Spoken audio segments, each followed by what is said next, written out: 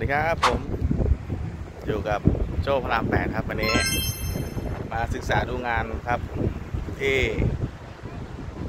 ตากอากาศบางปูนะครับว้าวอากาศครับอากาศโคตรเย็นนะฮะลมเย็นนะพูดถึงอารมณ์เย็น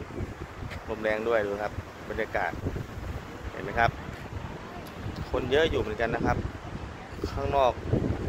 ก็มีการจับปูกันด้วยครับครับเห็นไหมครับมีนกแล้วก็บรรยากาศโอ้โหลมเย็นลมแรงนะครับบรรยากาศดีอ่ะหน้าปิ้งย่างอยู่บนนี้เนี่ย